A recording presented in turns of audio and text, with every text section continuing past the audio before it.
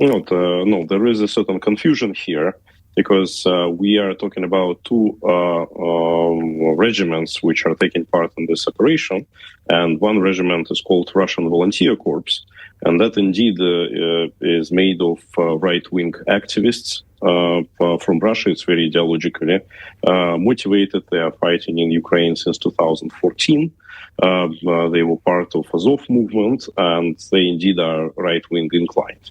Legion, or Freedom of Russia, is not to the right or to the left. It's a very centrist organization, pretty much apolitical. It's a large organization. It's way larger than RVC. And it consists of Russian nationals who decided to defect from Russian army.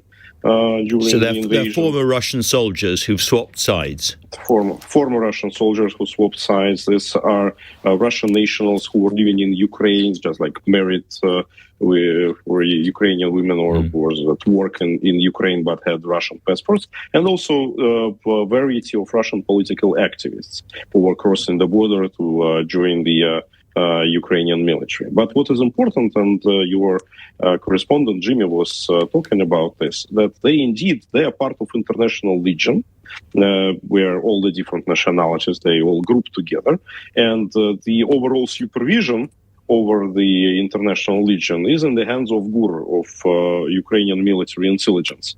But GUR is not in command of so you're a bit like the famous International Brigade in the Spanish Civil War a long time ago. There is an overall military command, but you have independence on the. So this is really interesting. We saw some light tanks and some soldiers operating inside Russia. It seems there were drone footages of this.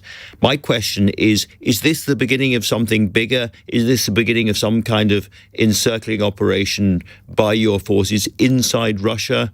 At the back of the war zone, as it were? Look, at the end of the day, this war would not end in Ukraine. This war can end only in Moscow. This war can end only when Putin's regime is replaced. And obviously, it would not be done by Ukrainians or by NATO forces, British forces, whatever. It would be done by Russians. Somebody needs to do it. We are very thankful for Ukrainians who are helping us in terms of training our forces and providing us with the necessary equipment.